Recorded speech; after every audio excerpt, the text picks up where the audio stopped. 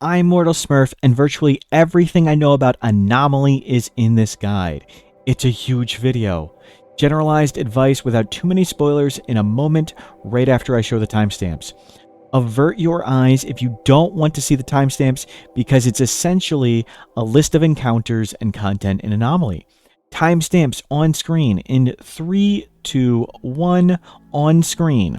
I'll tell you when it's off the screen. This guide video is over an hour long and covers a majority of Anomaly, but still some things are missing. Anomaly is that big.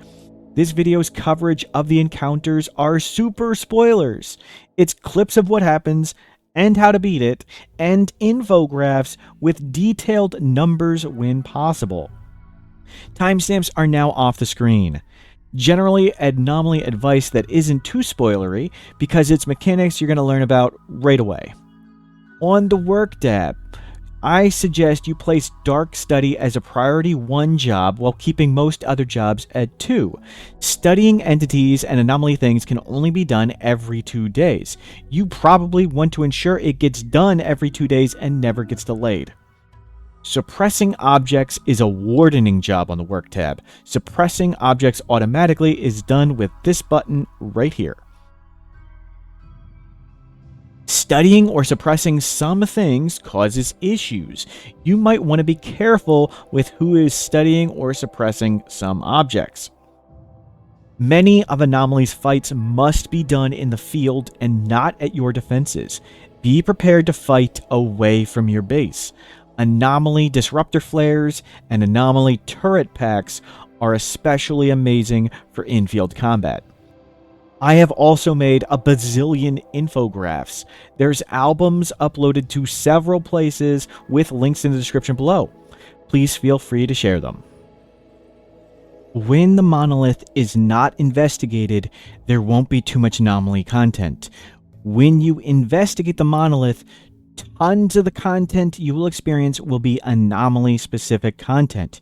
You don't have to investigate it until you want to, and investigating it has no effect on the person who does the investigation. If you do the Anomaly starting scenario, the monolith will investigate itself shortly after a few days. Because so many of the encounters you experience will be Anomaly ones, there'll be far less opportunity for prisoners via raids. You will see very, very few standard human raids. You may get frustrated how so many entities you fight fall over dead rather than falling over down to be captured. If you are frustrated with this, menu, options, gameplay, storyteller settings, go to custom at the bottom, choose the preset difficulty you were on before, and then scroll down on the left. There is an enemy death on down slider. Slide this to 0 and lots more entities and people will fall over alive rather than being mysteriously declared dead. Anomaly is about the monolith. The monolith should start on the map with Anomaly DLC active. If it doesn't, then you should get a quest called Strange Signal to have the monolith fall from the sky. So here's a starting Crash Landing game. There's a new search thing. We can search for monolith or just mono, and we can point it out. And here is the fallen monolith. This is, I'm calling it tier 0 or the off state or the not investigated state. In this state, just like at the start of the game, or just as it will be in the start of your game, you will get very little Anomaly content. You will get a few attacks of Anomaly creatures, and there will be a few Anomaly incidents possible. If you investigate it, you essentially are turning on tons of Anomaly content. It will unlock the new Anomaly Research tab. It'll unlock what's called an entity codex of 27 crazy things you can encounter and find. But until you investigate the monolith, most of that stuff is not going to happen. You can investigate it anytime simply by taking someone, walking up, and hitting investigate. Doesn't matter who you pick. There's no repercussions. You walk up. Well, there's no repercussions to the person. Keep focusing the anomaly anyway. You can read this on your own sometime. And now the monolith is active. I'm calling this Tier 1 investigated state. Now you will get hit with tons of anomaly content. Now, the Entity Codex has been unlocked of 27 cool anomaly things you can find. The Anomaly Research tree is now on. So, essentially, Fallen Monolith button. Don't press it. Don't get hit with tons of anomaly stuff. Press it anytime you want with whoever you want. Do press it. Turns like this, all the anomaly stuff unlocks, and now your game is changed and you'll be hit with tons of anomaly content. There are 4 main Anomaly Monolith states. We talked about Tier 0, where it's just a fallen monolith on the ground, and you haven't investigated, and you'll get very few anomaly threats, but some will happen. If you investigate it, and you can do so at any time, then you get lots more anomaly threats, and the Entity Codex and the Anomaly Research tree unlock. After you discover the first 8 basic things in the Entity Codex, then you can attune to the monolith. When you attune to the monolith, virtually all the anomaly content becomes possible. Some of them are very difficult or very complicated anomaly incidents. After you discover all 17 advanced Entity Codex things, then you can activate the monolith. Activating the monolith starts the Monolith Endgame quest, and it's complicated, and we'll talk about that in a little while. Who you use to investigate, attune, or activate the monolith doesn't matter. There's no effects on that person. There will be an attack of some sort of rising difficulty each time you interact with it. I think the first time's a Sight Stealer, second time might be a bunch of Sight Stealers, third time is a bunch of Flesh Beasts, but my memory might be a little off on that. But be prepared, there will be an attack, no effect on the person who activates the monolith. After you do the final quest, if you succeed, you can then talk to the monolith or touch or interact with the monolith one last time. And who you choose for that interaction does matter, and we'll talk about the final monolith quest later. Here's the new monster attacks. In Anomaly, there are Shamblers, and they're kind of like zombies. There's a few variations. Sight Stealers, they're invisible, and they attack in a few different ways. Flesh Beasts, I've got pictured one. There's a bunch of different Flesh Beasts. Some of them are much larger than the one I have pictured, and many of them break apart into smaller flesh beasts. We'll talk about that in a second. Gorehawks, which are kind of slow, weak things with a ranged attack. Chimeras, which are like smart manhunters. And Devourers, big, beefy things that swallow things whole. So for Shamblers, think of them as zombies. The strength of, or the danger of Shamblers is that they're stupid. They don't have weapons, they come in large numbers. But Shambler Assault, they're just gonna run at you. You can't trick them like a standard raid into coming into your kill box. There's not things like breach raids where they'll do certain behavior. They're pretty much just gonna run straight into your walls and start bashing them. If they see a colonist nearby, they sometimes will sense them and attack the colonist instead. Sometimes they'll chase a colonist, but sometimes they'll just forget about the colonist and start bashing your walls, and they'll bash in lots of places. The Shambler Assaults can spawn in one big group or in several different groups, and that makes it kind of difficult. A Shambler Swarm just shows up on your map in a big pile and walks from one location to another. If you don't go poke them, they won't go poke you. If you do attack them, they sort of essentially become a Shambler Assault. There are also animal Shamblers. I've pictured donkey animal Shamblers, but any animal can be animal Shamblers, and they act like a Shambler swarm, and there may be chimeras mixed in. My general advice for the Shamblers is to have a really big thick wall around your base, not just too thick like I'd normally suggest for standard RimWorld, but make it as thick as you can. That buys you time so you can kill the zombies while they're bashing your wall before they actually break in. You don't want them to break in. Be very careful if you do try to melee block them. All the non-skeleton Shamblers are sort of walking rotten corpses, and when they fall over, they start rotting immediately, and rot stink clouds can get really big really fast. Sight Stealers are invisible. There will be some tools to sense invisibility. There'll be a proximity detector and flares, and they'll also just appear around you at close range. They're pretty weak at close range, but they can appear in big numbers. They don't hit traps. There's 2 different types of Sight Stealer attacks. One will be you'll get one hit with one Sight Stealer, and then you'll get a letter saying more Sight Stealers are coming. There'll be potentially multiple groups. Sorry, I can't remember the group count at the moment. It may be like 2 or 3 or 1 to 3.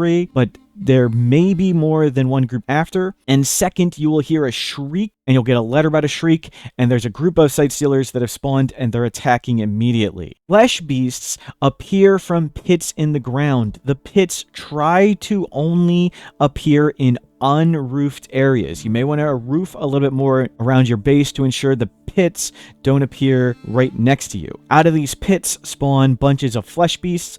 Lots of them break apart into smaller ones. They're generally pretty weak, but the danger is when some of them pop, they fling other flesh beasts pretty far. So if you have like a melee block set up and you shoot some flesh beasts close to you, sometimes the flesh beast will be sort of flung behind you, and that can be kind of scary. Gorehawks can be mixed in with shamblers. There can be shambler gorehawks, but generally gorehawks are pretty weak. They do have a ranged attack, and they do try to kite you. So if you have just one person with a sword and run at a gorehawk, sometimes the gorehawks will be the ones kiting you, which is kind of bad. But once you close in, or once you can shoot them, usually you can end them pretty quick. Chimeras are like smart manhunter packs, and they have a passive and an aggressive mode, and they'll switch back and forth. Unlike manhunter packs, they're not going to leave. They're going to hang around forever. And you may check the speed of a chimera, and it doesn't look all that fast, but they have an aggressive mode, and you'll see like a little rage icon above their head. In aggressive mode, they run super fast. Essentially, try to shoot them when they're in passive mode, or they switch to withdrawing, and then hide inside if you start to get overwhelmed. So pop out of a door, shoot a few.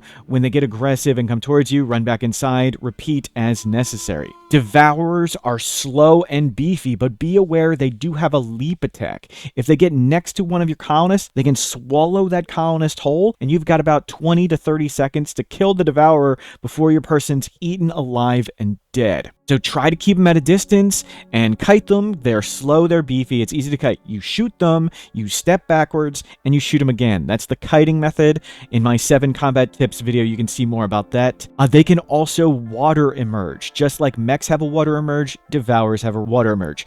Those are the new common anomaly major threat types and the monsters. The trick of Anomaly is you want to try and capture and study these things, and we'll talk about that now. A big part of Anomaly is capturing and containing entities to study them and harvest their resources. We just got attacked by the Sight Stealer, and they have been unfortunately down. So let's capture this Sight Stealer and see how this works. So we're going to capture, and I'm going to choose a destination, and we're going to choose this really terrible room right here. It's just a freely placed capture spot, which you'll learn about in Anomaly in a moment. It says 31.7, and the Sight Stealer only requires 30. So this is just fine for a Sight Stealer. We'll throw him in there. So one of the first things you unlock in Anomaly is a holding spot, a freely placed spot you can just tie things to and capture them. So the factors for containing things, it needs to be a room. It wants to be indoors, lit and roofed, and the average hit points of the wall matters, and the average hit points of the door matters. So this holding spot, freely placed in this wooden room, it is roofed, it's got a torch for light, it has a containment strength of 32. And if we would upgrade that to stone walls and stone doors, it goes all the way to 77 with granite. So that's a huge jump. One of the first researches you can get in Anomaly is Entity Containment, which gives you a holding platform, which is pretty cheap. It only costs 40 steel. And here with a holding platform, we've already got up to 110 containment strength. And room size does not matter. So here's the same granite walls, holding platform, 110, 110. It's just the same. The type of floor largely doesn't matter, though there's one floor that has a bonus. So the big things are wall hit point, door hit point, indoors, roof, lit. You may want multiple containment cells in one room. So I have 4 holding platforms in this room, and when we had one in a room like this, the containment strength was 110, but now it has dropped to 80 because there are multiple in the same room. The reason you may want multiple in the same room is one of the things you can get is a bioferrite harvester. By placing a bioferrite harvester in the room and connecting to something, I'm going to cheat and turn the power on. We are now getting 1.6 bioferrite per day from this Sight Stealer. Different enemies will give different amounts, and we'll talk about in a second. But a bioferrite harvester can connect to 4 platforms at the same time. So these all have 80, but when you place the bioferrite harvester in, there's going to be a little bit of penalty. Let the power come on. So now these have all dropped to 65. But that's okay. There's bonus things you can add, like you can add a shard inhibitor. So there'll be these fancy resources called shards. And with steel, you can place one of these, and now it goes up to 85 each. But the most important thing you can do, the cheap and easiest and most effective to upgrade the containment amount, is upgrade the hit points of the door.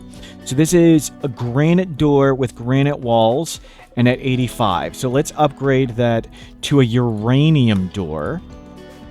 And we'll replace this. So it's got we're up to 104. Now let's go to plasteel. And now we're at 111. So again, originally with just granite, we were at 85. And we shot up from 85 to 111 just by upgrading the door quality. So if there's one thing you're going to upgrade the hit points of the door first. There's a bunch of other things you can upgrade, like there's a new floor type, bioferrite plate, that gives a bonus. There's a new security door that has tons of hit points. And if you do all that, we can have 4 in the same room at 192. These ones are at 111. This is 192. So then when we slap in the bioferrite harvester and the shard inhibitor, these are still going to be 197. It's absurd. There's also additional things like these electric inhibitors. Electric inhibitors also add things. So these ones only have 1 connected. They're at 196. This is 4. They're at 216. So you may want to do the one creature containment that gives you enough space for a bioferrite harvester like this. You may want more space around it, maybe for more buildings because it looks pretty, but even a holding spot on the ground in a stone room can hold lots. You may want lots, but the absolute best method is the kneecapping method. So the entities I would recommend capturing for the kneecapping method are Gorehawks and Tough Spikes. Specifically those because they're not too difficult to fight and they only have 2 legs for you to knock off. And the way you do this is you capture an unfortunate Gorehawk or Tough Spike. You have somebody pretty good at melee and you want to use a blunt weapon. So I've got a legendary uranium mace. The reason you want to use blunt isn't for stunning and downing and keeping alive, is because if you hit somebody in the toe with a blunt weapon, any extra damage goes to their foot. If you break their foot, any extra damage goes to their leg. So with a sword, if you hit somebody in the toe, it just cuts their toe off. With a blunt weapon like a mace, if you hit somebody in the toe, you might break their foot and their leg. And the goal is to break their legs. I'm going to give you a fair warning. You're going to kill a fair bit of entities using this method, but eventually you will get some and break their legs. So we've got this entity, and when you, just like there's a prisoner tab, there's now an entity tab. When you click it, this is when you can choose, you can study it, and it shows you how much study you gain. We'll talk about study in a moment. You can release it, or you can execute it, or you can just keep it there. We're going to release it, and we're going to make sure we release it with Wilco, our strong person, and we're going to set him to attack. He's going to release the entity, and we're going to go into Entity Fight Club. And Gorehawks and Tough Spikes are pretty weak. Somebody strong at melee with a blunt weapon, a strong blunt weapon like a mace, is not going to have any problem. The things you want to watch out for. First try, we broke one of their legs. That was a lot of luck. It won't go this well for you.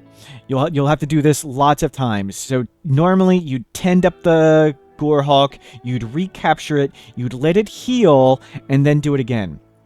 Be careful, don't break their torso, don't break their head, they could die. If we keep whacking the Gorehawk, it could die.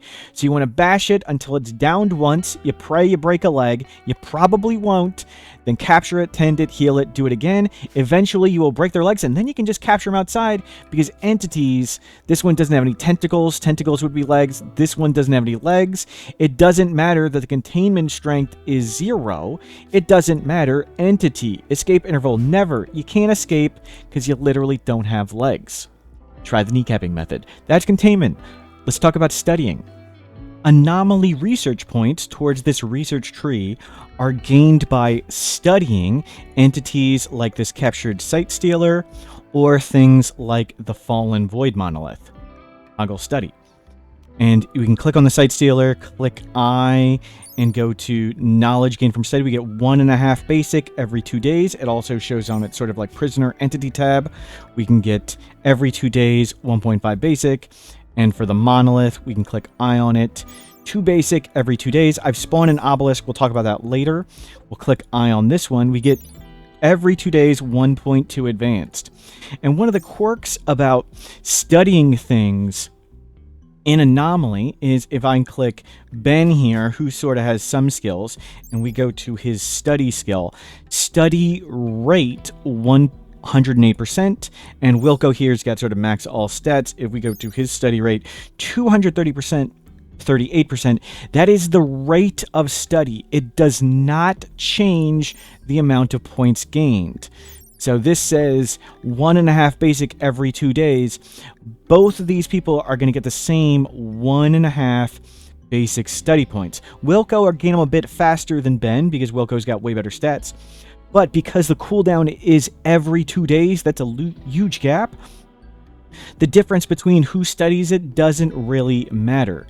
So you may not worry about having your best people studying things, though they will gain skills while they study, and you may want those skills for other things. But studying speed isn't the biggest of deals when it's every 2 days. If you have a small amount, if you have like 50 entities captured, you probably want to make sure you go through them pretty quick. So keep that in mind for studying things.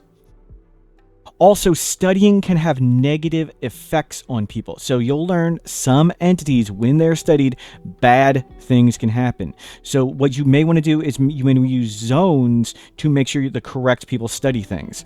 So by clicking the schedule tab, we can restrict people to zones. So I've got this. So we'll make a new zone and we'll call it normal.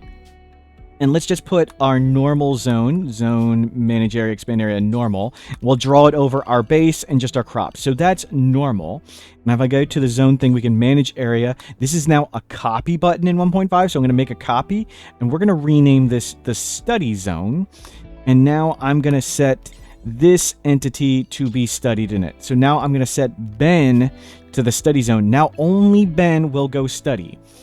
And another part with that is can be studied every 2 days, and some things are dangerous. You want to study every time the cooldown comes up.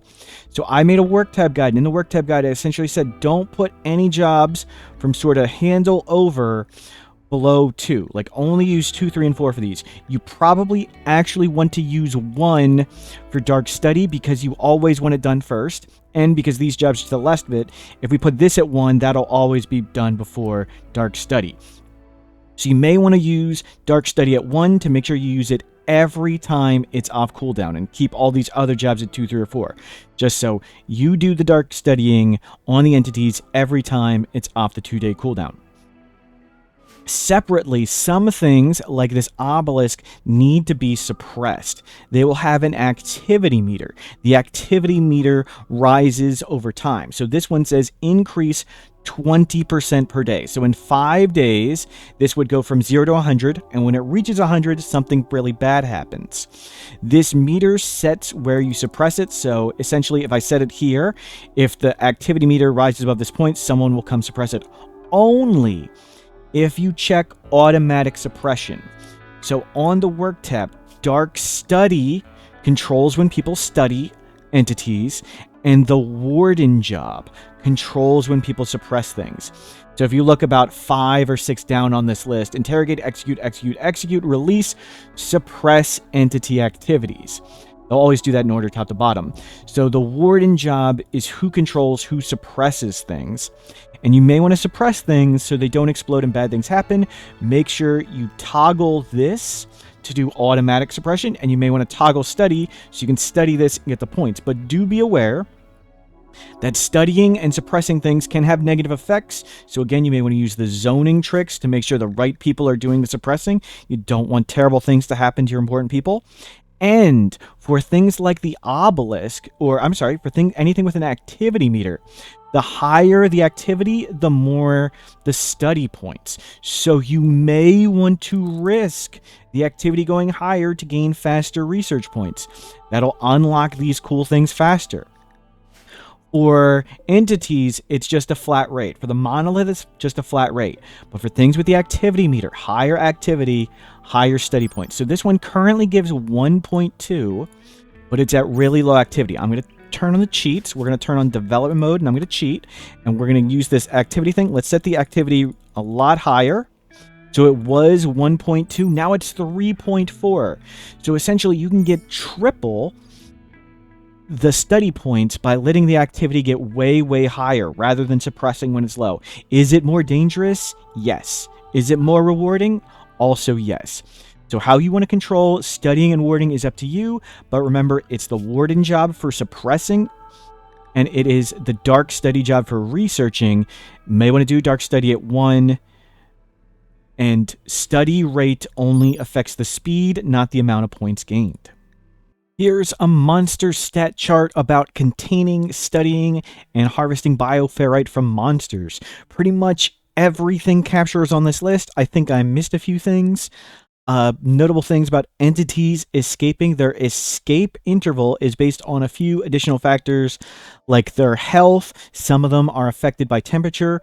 Their containment cells, containment number versus their minimum required containment adjusts it. And I think there's a few other things as well for how long entities escape. But this is mostly just a reference chart, and we're going to go to the next thing. If you want to see this infograph and a million others are in the links in the description below. There are two major new resources in Anomaly. One is bioferrite. The primary way you get bioferrite is attaching a bioferrite harvester to someone you captured. You can do it 4 at a time too for lots more bioferrite.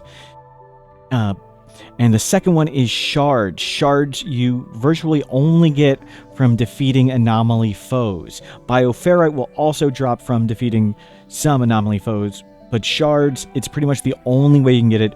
Shards are super valuable and allow you to do lots of cool things. They're required for the expensive things like the shard inhibitor, which will help you contain things, shard beacons, which help you cast spells, and some of the more expensive tools. One thing shards let you do is ghoul people. Ghouls are a player controllable entity. It's like a trainable animal or a mechanoid.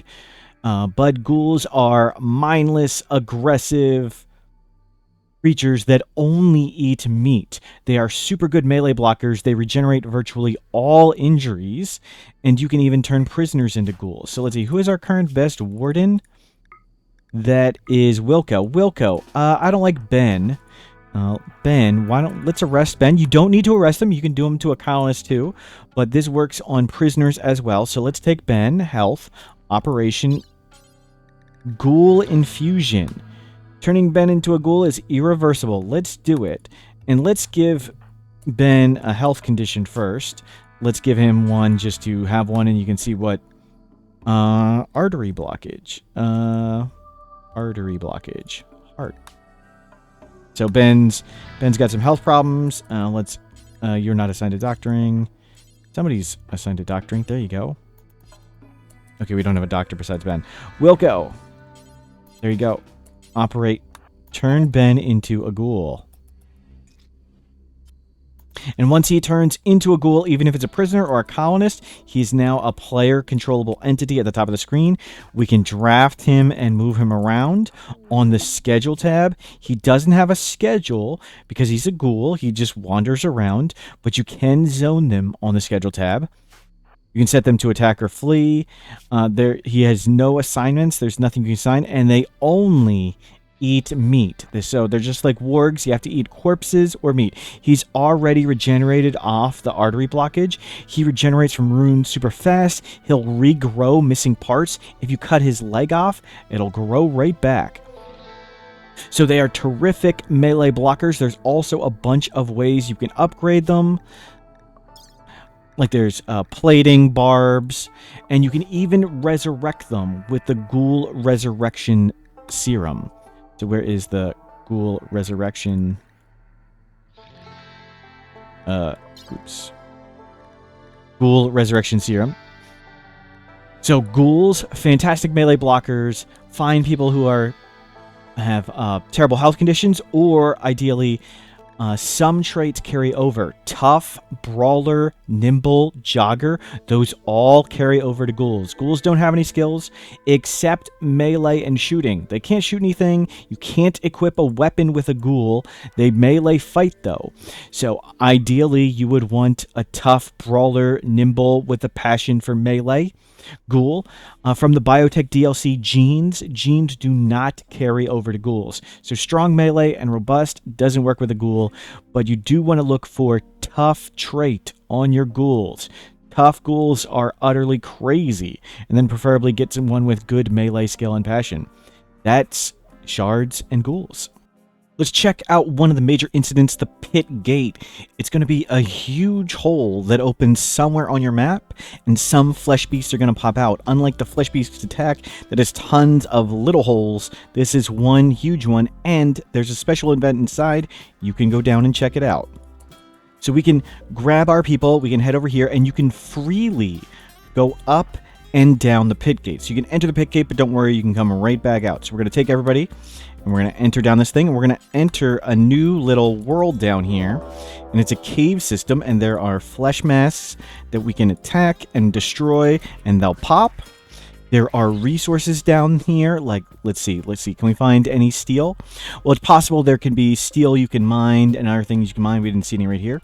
These flesh bulbs provide light. There are other little flesh things that can have bonus resources. Careful, there's lots of finger spikes and stuff here.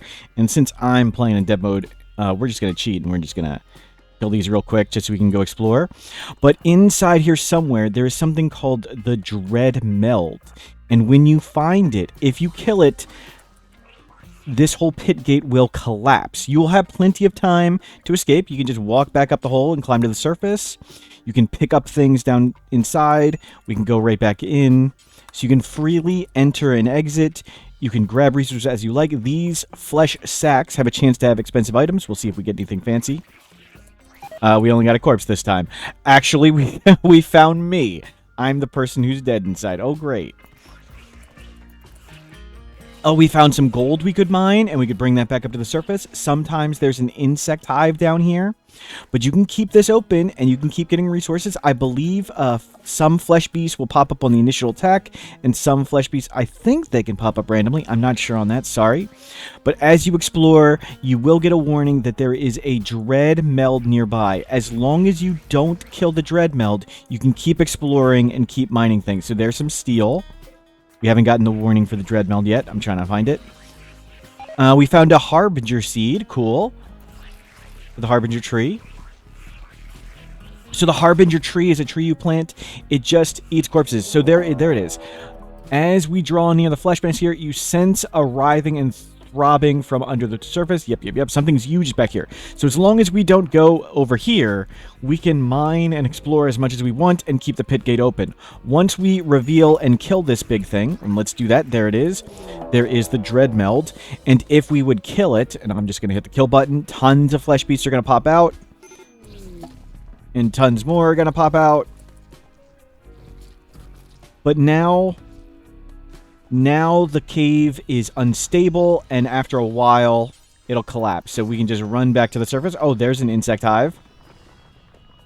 We'll cheat. We'll kill you guys too. Excuse me. We're just testing things. And that is the pit gate encounter. One of the more difficult encounters in Anomaly is the Flesh Mass Heart. We're going to run through it real quick here with dev mode just to see how it goes. So a Flesh Mass Heart will appear on your map.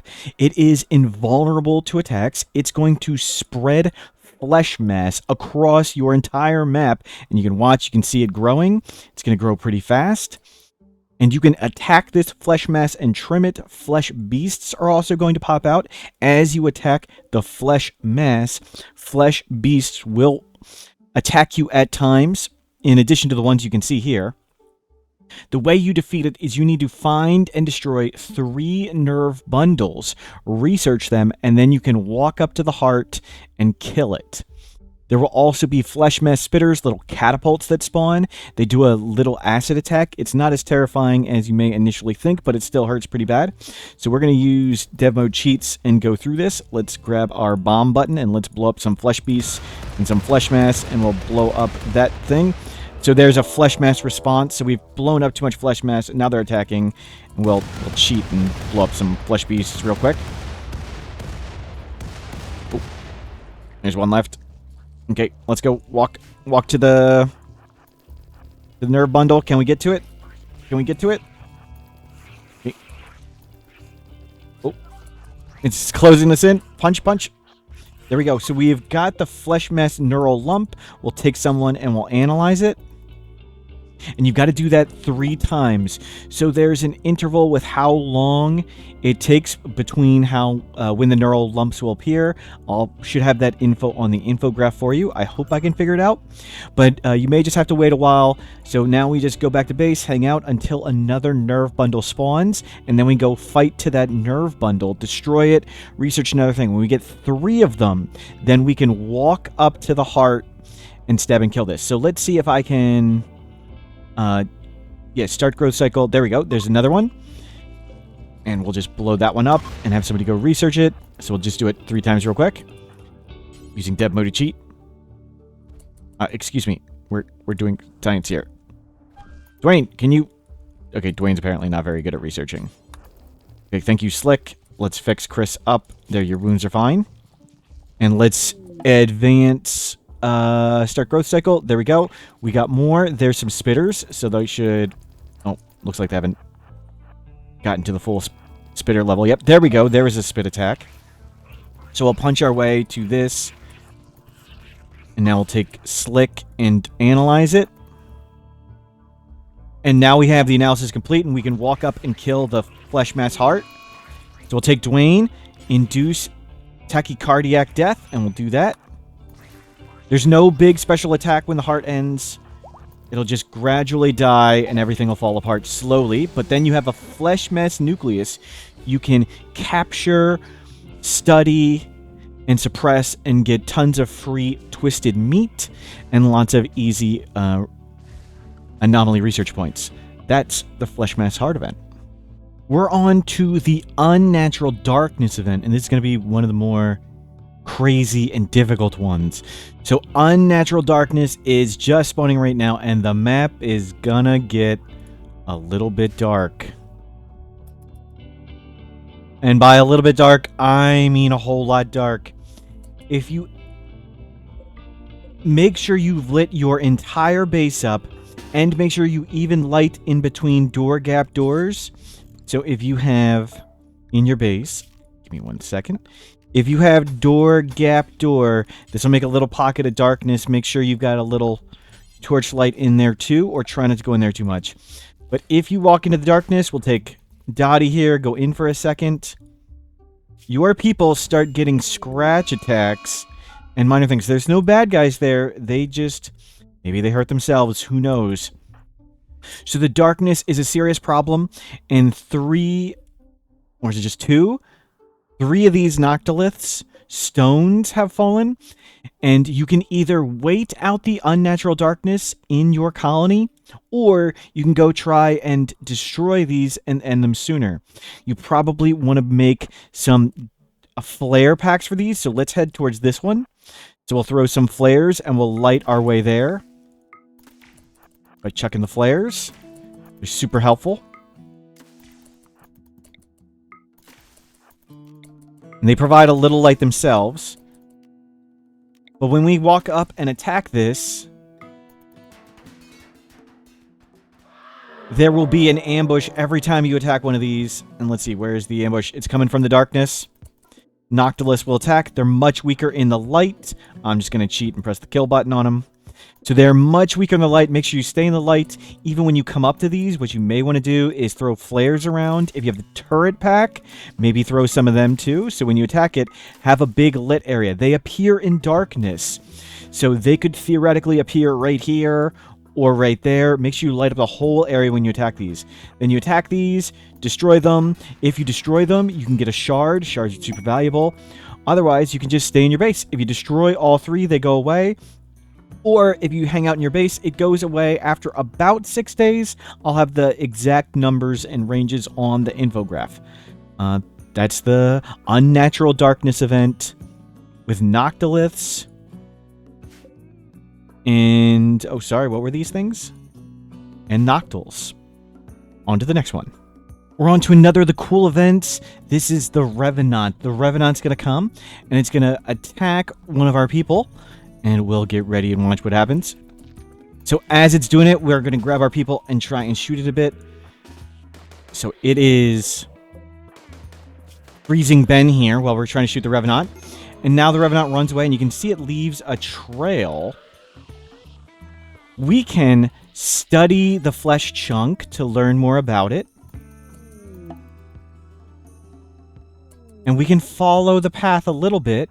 If we can guess where it is, if we hit it with a flare or an EMP, we reveal it and stun it, but we have lost the trail. Let's see if we get super lucky.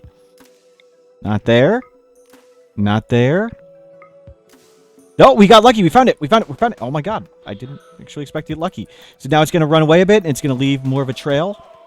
We can watch the trail happen, but we just want to keep shooting it and EMPing it and stunning it. We'll throw another flare to stun it again. Flare's super helpful. Oh, we can't stun it again. It's adapted to it. But we can watch it go.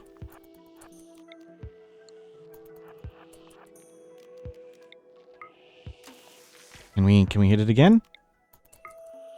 Nope, nope, nope. Keep chasing, chasing, chasing. Try to keep our eye on it. Okay, we know where it's going invisible. Well, wait. This time we'll hit it with the... EMP.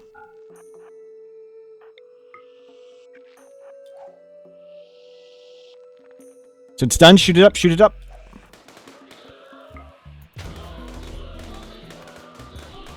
So using disruptor flares, getting clues as you get flesh chunks from it, using disruptor flares to stun it, using EMPs to stun it, you can reveal where it is. You can also use the proximity detectors to sort of triangulate if you add some power. We can see where it is now. It's moving around still. It's right over here. You can see the trail. Let's go shoot it some more. And if you're able to shoot it and destroy it, let's see if we can actually kill it. Oh, we've almost killed it. There, we have killed it. It turns into a spine, and then you can capture the Revenant. And we'll watch that. Bring that in.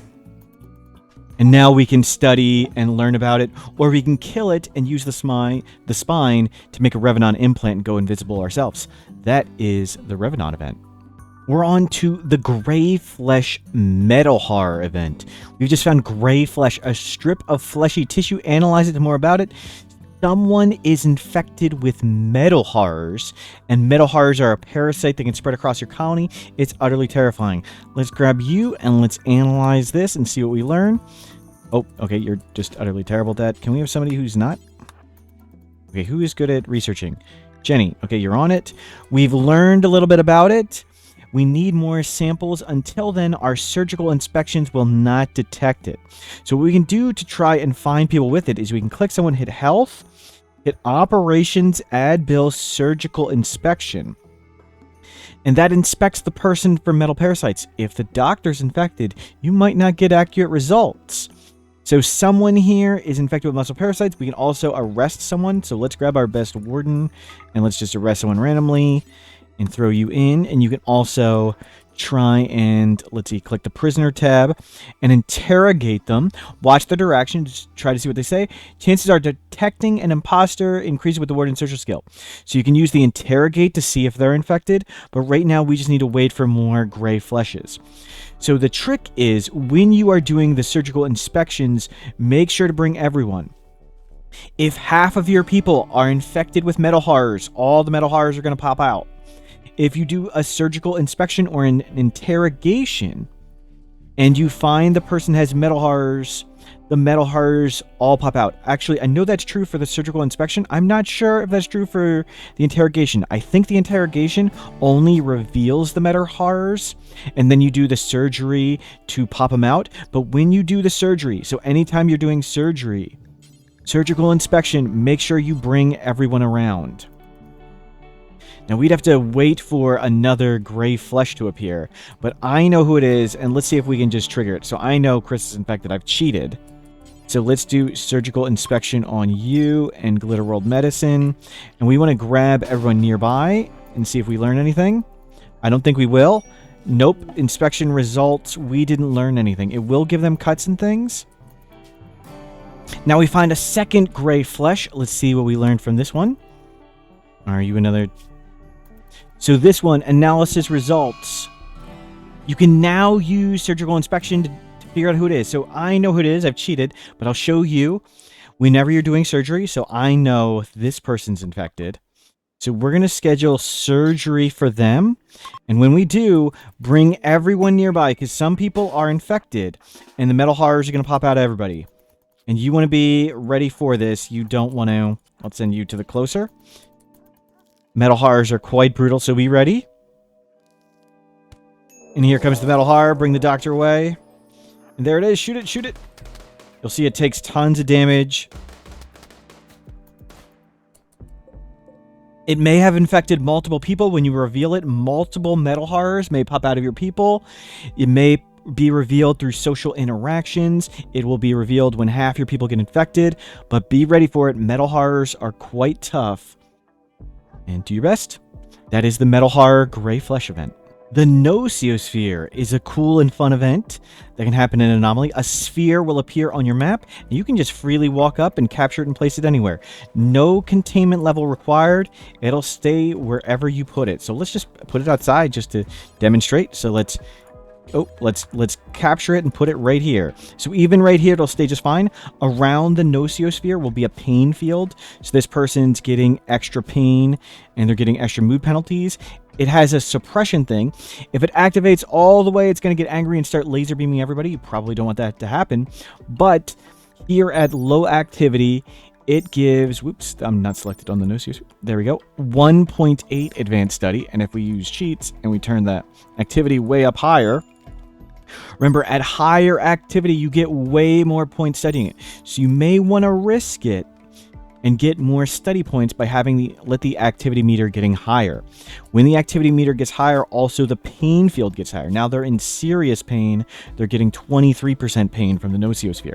So you might want to put this a little bit away from your colony so you're not in the pain field and making everybody unhappy. Remember, whoever studies it's going to get in pain and a little bit of bad mood. But once you learn about it a little more, and we're going to select it, and I'm going to study it a little bit more, you can unleash the Nociosphere. You can send it to attack people, and it's going to laser beam down everything on the site. So let's make a raid, and let's show what happens.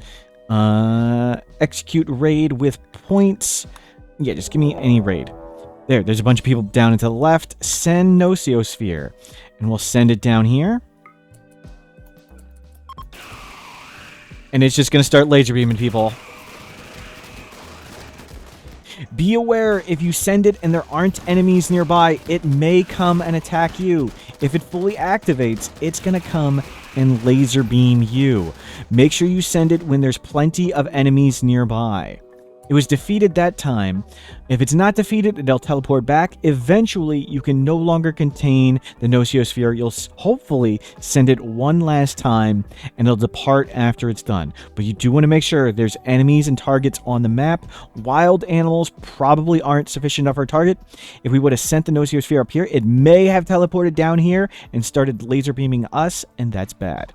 So study it, get lots of points. You can get bioferrite from it for free. You can get lots of study points from it for free. But try to make sure you send it against enemies and it leaves so it doesn't laser beam all of you to death.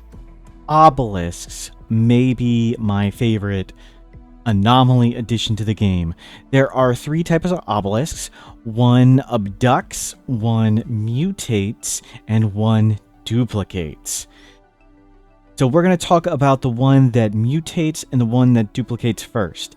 So the obelisks will appear randomly on the map. They can be studied and also they can be suppressed. Each obelisk will have an activity meter. If the activity meter reaches 100%, the obelisk explodes and something really bad happens. For the warped obelisk, that sends a bunch of your colonists to another dimension. For the Mutator Obelisk, I believe it's called the Corruptor. It transforms a bunch of creatures in the world into flesh beasts, and they attack you. Like all the animals on the map turn into flesh beasts, and they attack you. Or some of them, a portion of them. And for the Duplicator, which is the Corrupted, I may have the names wrong. The names will be correct on the infograph, so go with the infograph names and not mine. But for the one that duplicates, when that one explodes, duplicates of your colonists that are naked will appear near your colonists and attack them. So there'll be lots of naked Wilcos and naked Bens and naked Dotties appearing around us and attacking us when it explodes.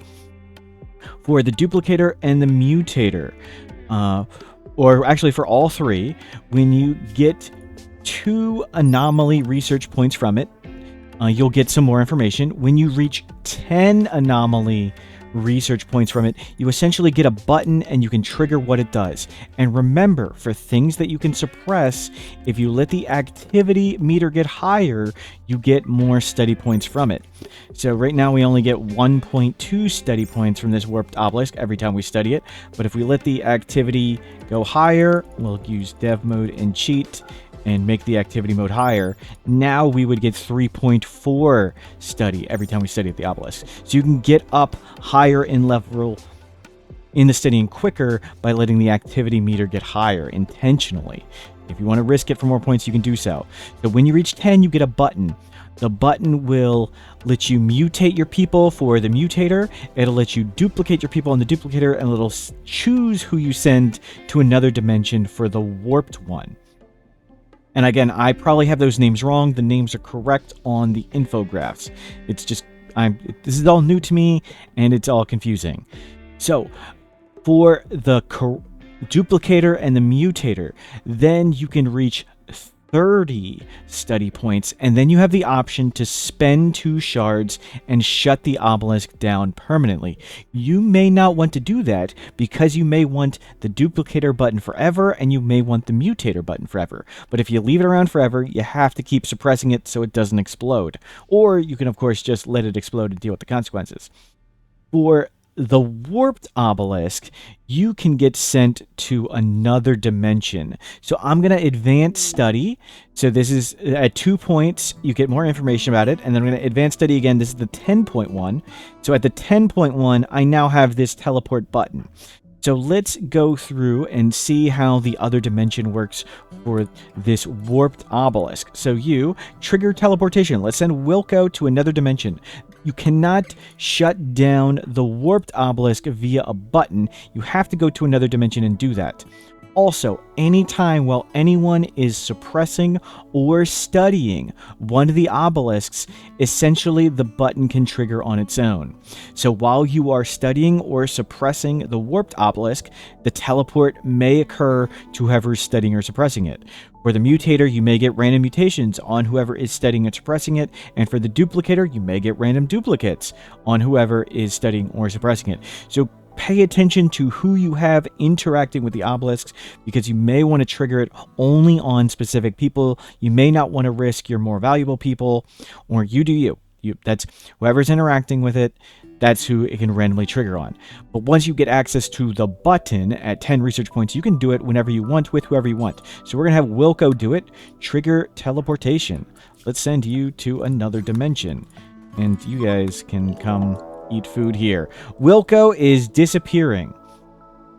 So the only way to shut down the warp obelisk is to come to the other dimension and find the copy of the obelisk in this dimension that is a maze. So you don't get a shutdown button for the warped. You have to come to the other dimension and shut it down. There will be doors. Some are locked. Some you can walk through. If the line's perfectly in the middle, you can walk through. If it's not perfectly in the middle, that means it's locked and you have to force it open. So we'd have to force this one open, and it takes some time. And each room's a little different. And their corpses, check the gear of the corpses. The corpses will often have food and meals on them. No food or meals this time. Be careful of the trees that can spawn stuff, but the things you want to look for are these floor etchings. You can decipher the floor etchings, and it'll tell you, hopefully, what direction to go. Sometimes it tells you useless things. So this one says exit to the west. Let's start going west. So we'll be careful. We want to be careful around that tree. I think it does. Okay, there it goes. Gray statue activated. It has brought those 2 people back as shamblers. Let's go around this way. There's a flesh beast here. You can take that.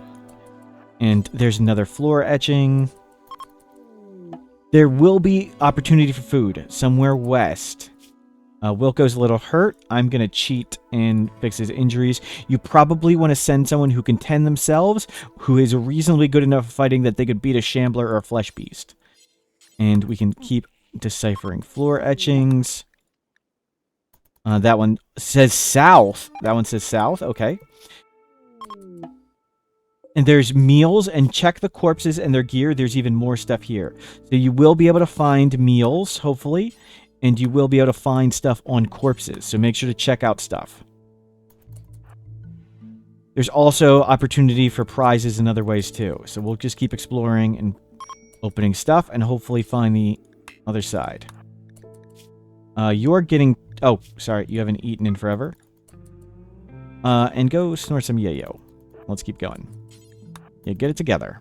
Take your drugs, be happy. Colonists are disappearing! Oh no, we haven't activated the obelisk. So more people got sent because I wasn't paying attention to the obelisk on the other side. Whoops, I should have been doing that. So I let the activity get to 100%. If the activity gets to 100%, it explodes and more people are sent. So if you desperately need to send more people, you can attack the obelisk and trigger the activity meter and send more people. So now we got Ben in here too. And we can look through both these people. And, oh, we didn't check this floor etching. Floor etching west. Okay, we got both people together now. Is there anything on this corpse? Yes, some medicine and stuff. Okay, Ben, you do this one. You come up and do that one. You go there. You go there. We'll keep looking through stuff. It's somewhere over here, it seems. Force that. Force that. We haven't found any chests. There's also chests in here that can potentially contain loot. There we go. There's the final obelisk. And there also is the opportunity for other gray boxes. You can find rooms of gray boxes and they can contain good items. So once you find the obelisk, make sure you want to pick up stuff. So pick up cool items. We got a shard and a void sight serum this time.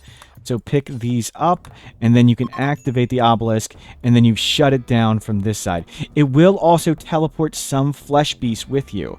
So we teleported some flesh beasts, be aware of that. And that's how you handle the other dimension on the warped obelisk, and that's how the obelisks work.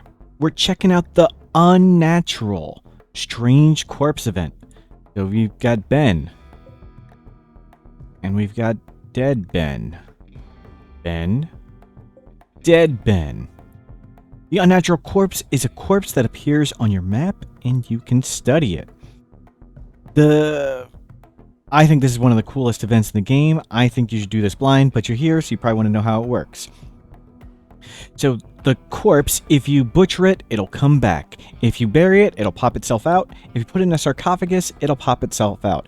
Essentially, this is a studying test. If you study it, every time it is off cooldown, you get 2 advanced study every 2 days. Make sure you study it every 2 days. You can just barely destroy it before the corpse stands up, turns into a super giant, well, not giant, a super hard to defeat, incredibly hard to stop, terrifying monster that'll run across the map, eat Bren's brain, and then disappear.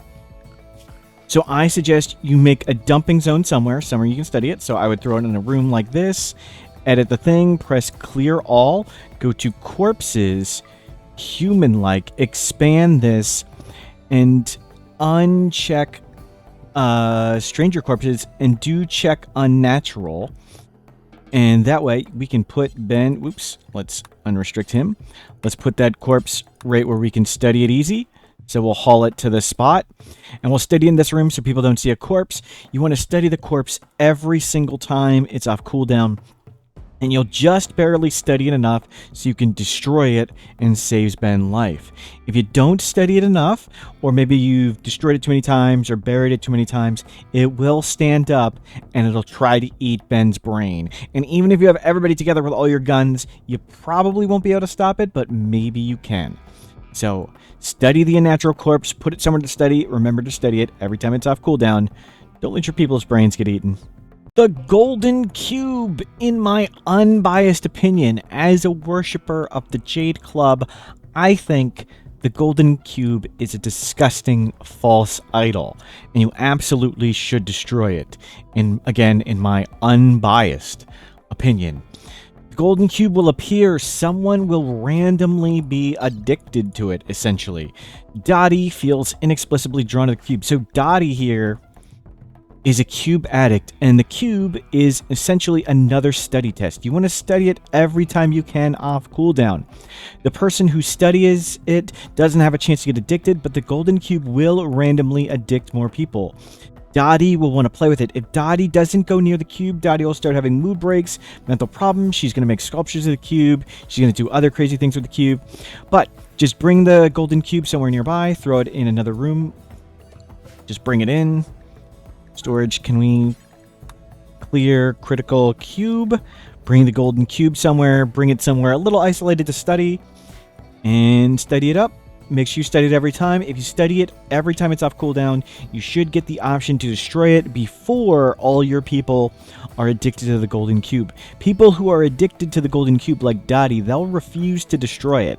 You have to use somebody else. So make sure you're studying it so you can learn how to destroy it and have somebody do it before everybody's addicted to the disgusting false idol, the Golden Cube. We're going to do the final Monolith event, and we're going to use cheats to get it done, just so you can see what happens. Keep in mind, if you do the Monolith event, there will be Unnatural Darkness. Have lights and flare packs ready to go. There's going to be tons of enemies everywhere.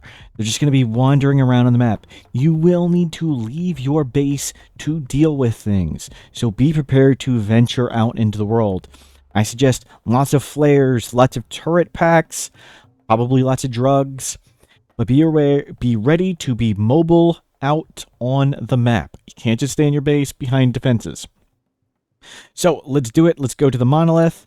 Let's activate it up. We'll activate it again, and now we'll send somebody to turn on the final monolith event. Not a good time, little rat. Where's this rat? Go to it. Get rid of that. So we're going to use cheats to get this done. Undiscovered entities. Oops. Need to turn on discover all entities. Done. A bunch of research is going to appear. Yep. Okay. We have discovered everything. We are ready to do it. Let's do it. Awaken the Void Monolith. We need to awaken it.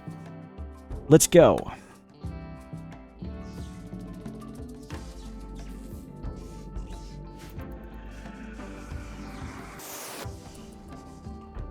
Once it awakens, structures will fall from the sky. We need to go to the structures and disable them. But before that happens, one will get attacked with flesh beasts. There'll be lots of flesh beasts on the map. Deal with the flesh beasts, and we head to the parts. Around the parts, there'll be wandering monsters. There's a gore hawk. There's a metal horror. We get through them. We activate part number 1. Let's go. And we're going to get attacked. There's going to be entity attacks. We've got shamblers. We've got other things coming. Not sure what it is. Maybe leviathans. Oh, just a few shamblers this time. I've got the difficulty set really low, and we're really strong. That's fine. Get up, Paul. You're not hurt. Let's go do this one. Game's a lot easier when you cheat. I'll activate this one. We'll get another attack. Another entity attack. There's lots of stuff running around on the map. We're going to clean through these. So it can be shamblers, it can be gorehawks, and it can be leviathans. There may be other things that are possible to attack, but I'm sure it's those 3 are possible. And we'll heal up, and now we are waiting for stage 2. Let me adjust the difficulty so we don't all freak out. Modify. Yeah, everybody have a really good mood, please. Let everybody rest up. So now we're waiting for stage 2 to happen. Void Monoliths arriving in 1.5 days. So we'll skip ahead to 1.5 days from now.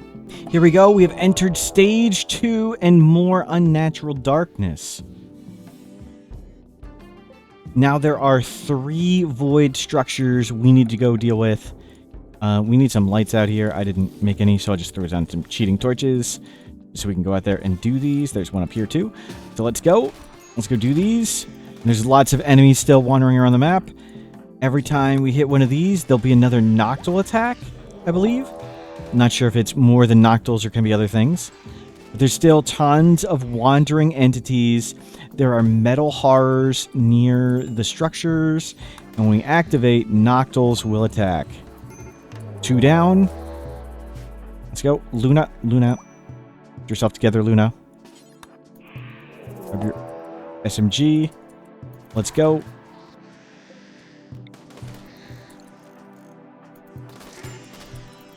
We're working our way there. Last one. After doing all 3, fending off the stuff, now we can go to the monolith one final time. And you can... Oh, we gotta wait for it. Not yet. What are we waiting for? What am I missing?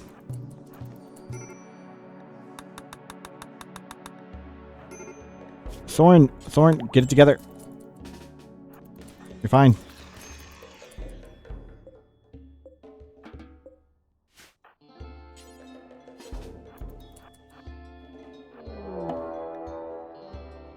The monolith shape has begun to distort and shift with growing intensity. Something is about to happen. Now we can choose someone to activate the monolith for one final time, and who you choose is important because you can choose to shut down the monolith or embrace the dark powers. If you embrace the dark powers, it goes on the person you choose. So we've been teleported. Now we're going to touch it, and we can embrace or disrupt. I'm going to choose embrace. It's going to play the credits. We're going to skip ahead. Oops. Skip.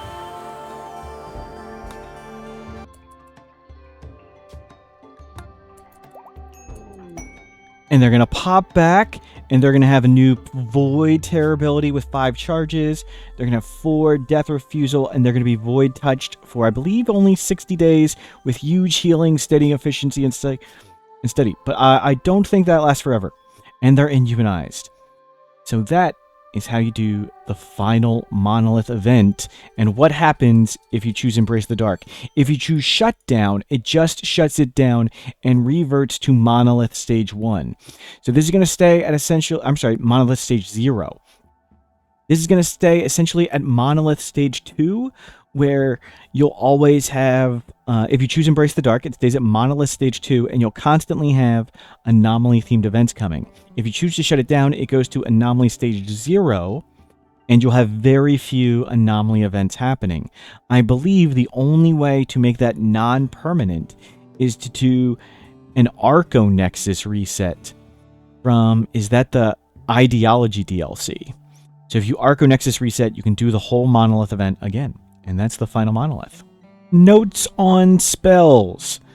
Pay attention to who exactly is the invoker and target and what that means on the spells. Void Provoke causes an undiscovered entity from the codex if possible. If you Void Provoke and the only thing that happens is a creepy person offering to join, it's a trap. You should probably shoot them and bring all your colonists. Death Refusal says is not without side effects. I'm fairly sure those side effects are low chance of random scarring, so Death Refusal side effects not a big deal. Draw Animals causes Manhunters if it fails. Maybe you want to fail sometimes.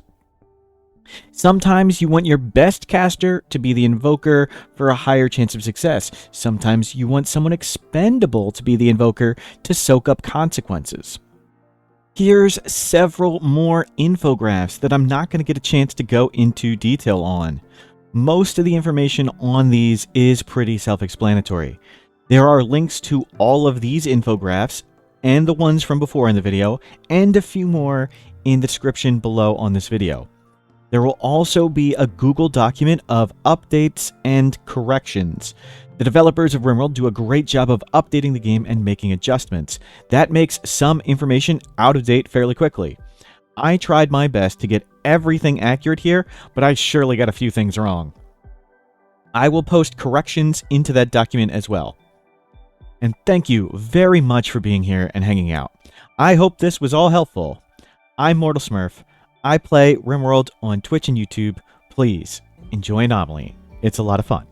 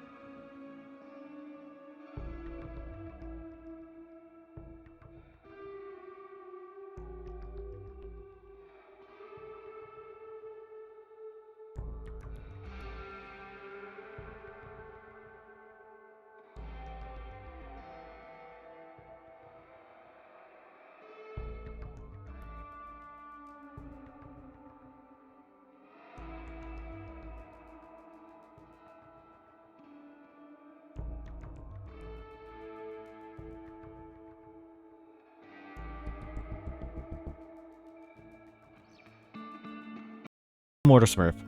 I play RimWorld. Thanks for watching.